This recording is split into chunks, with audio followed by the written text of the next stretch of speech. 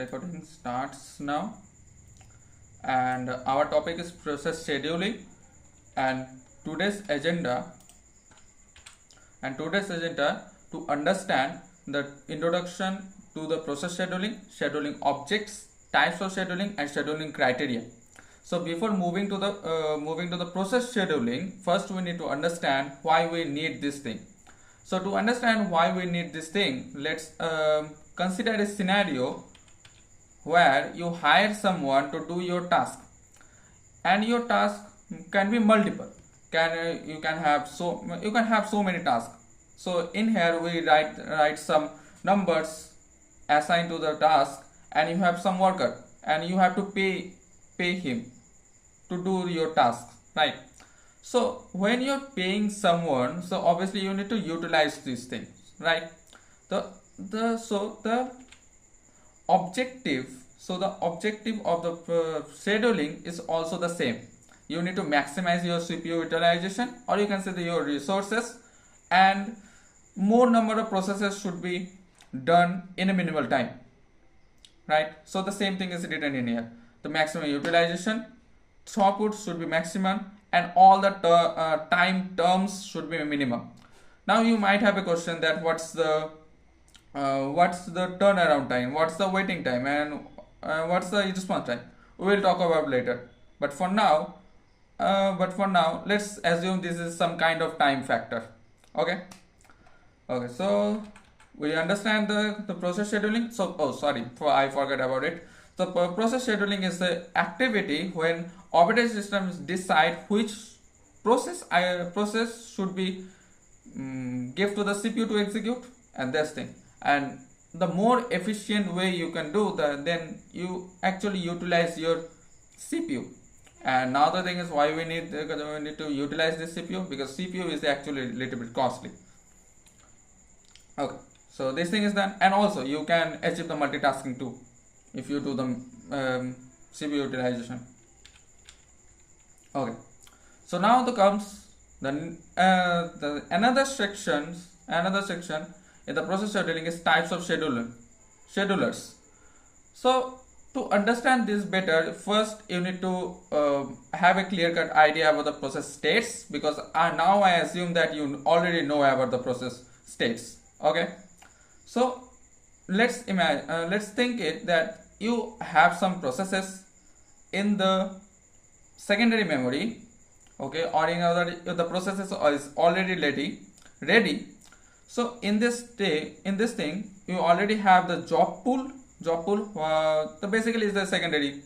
It's placed in the secondary memory, and it's you can say it is a new state similar to the new states. Okay. Now in the right hand we have a ready queue, and ready queue placed in a RAM memory. And as you all know that the size of RAM memory and the size of secondary memory is a huge difference. And RAM memory, obviously the size of the RAM memory is very much smaller. So basically we have a scenario where we have so many processes in the secondary memory, and you need to select some processes and push it to the RAM whose size is smaller. So obviously we need someone to select those processes and push it to the ready queue, and this task is done by the long-term schedulers. Okay, things clear? Okay. And there are some more information we have in there, like it is also called the job scheduler, because obviously in the job it takes processes from the job pool and then push it to the ready queue. So obviously it's called the job schedulers. It loads the process from the disk, which is also called the secondary memory, to the into the main memory. It is also the slowest step. Yeah, that's a very little bit drawback, I can say. Slow. It's actually the slower than the middle and last, not the slowest. It's also happen in the milliseconds, and it also have a objective to IO bound and the process bucket bound. The job should be mix of IO bound and process bound. Initially you will not understand what I am talking about. Later I will talk about it. And it's also control the degree of the multiple. Yeah, that's true. Okay, let's understand this better. Now it's saying that it controls the degree of the multiprogramming. What does it mean? So it means basically the long-term schedulers has a task that you can select more number of processes and push it to the ready queue. So by using that, you actually increase the multi-programming. So the task is the long-term schedulers. Okay. Now let's comes to the short-term schedulers. Okay. So as in the diagram shown in the diagram, it is placed in between the ready queue and the CPU, right?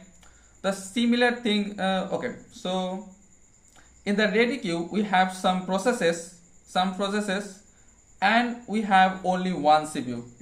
The scenario is a little bit similar.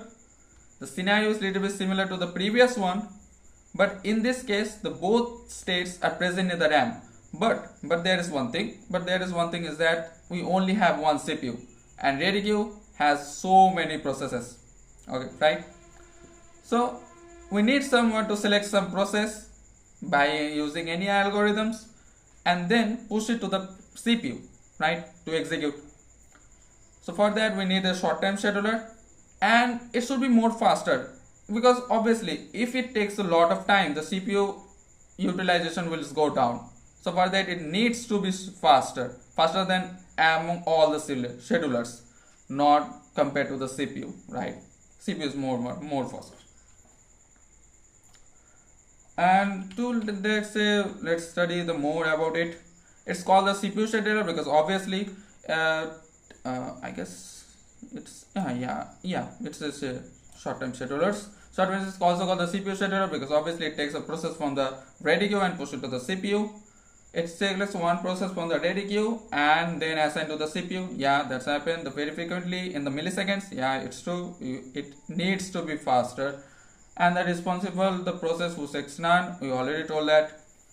Crucial for the CPU utilization and the response time. Yeah, then the fast time on the all schedulers, as I already said. Now let's back to the. Okay, so now let's back to the middle time schedulers. Okay, so middle time schedulers. Now you can understand why the primary objective of the long time scheduler should be provide a balanced mix of jobs such as IO bound and the process bound. Why? Because let's imagine. So obviously every process is a little bit different. Some process needs only CPU, and some process needs only the IO operation. Some process needs both of things. So if let's take a scenario where by any circumstances where all the processes present in the ready queue are the IO bound processes. So if this thing happens, then what the CPU will say, oh, you need IO bound, you need IO operation. Okay, then go to the waiting state, because I don't do this kind of things in here. Okay, and then again the similar process will the similar things are actually happen. It takes one process. Oh, it will see this is a IO operation. Okay, then go to the waiting state. So if this thing happens again and again, then the waiting state will getting full, and waiting state is also present in the RAM, and RAM size, as you know, is very small. So if this thing is happen, then in this scenario the middle term scheduler comes, and when the middle term scheduler comes, it will say, oh, the waiting state is getting full. So that's why pick some processes and say that go back to the secondary scheduler and do your IO operation on the secondary memory, right? Okay, understand? And when your IO operation is over, come back. I will take back the back queue and push it to the ready queue.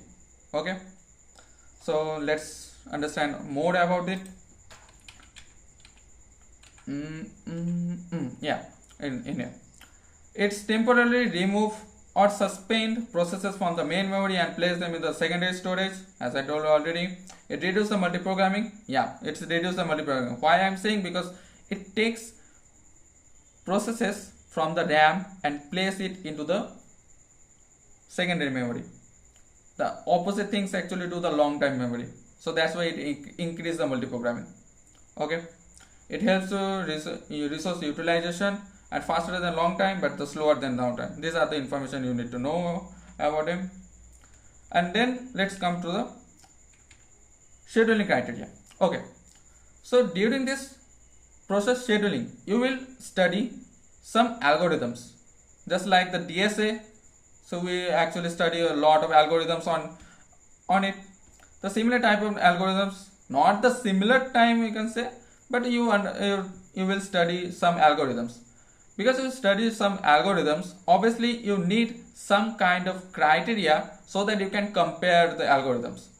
Like in DSA, you have time complexity and the space complexity so that you can compare which algorithm is better than the other. The same thing, the same time complexity, in the place of time complexity and the space complexity, we have some scheduling criteria. And based on that, we will judge, okay, this algorithm is better than this algorithm for the process scheduling. So what are those criteria? The first criteria is the CPU utilization, throughput, turnaround time, as I told you I will talk about later, turnaround time and waiting time and the response time. So what is the turnaround time? So turnaround time basically said when a process arrives and what type of time it spends after the arrival until its completion. So basically the basic formula is the completion minus arrival. That's all. When it comes to the waiting time just when it will give I need to read about it. Cumulative time a process spent in the ready queue and waiting for the CPU and waiting criteria. I think I do some kind of typo in here.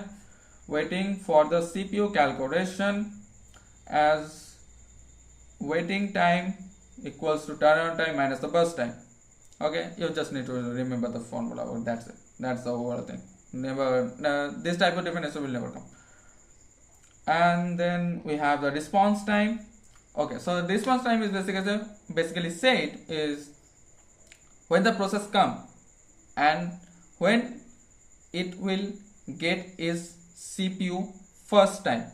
This duration is called the response time. So basically the first time response and the first response time minus the arrival time.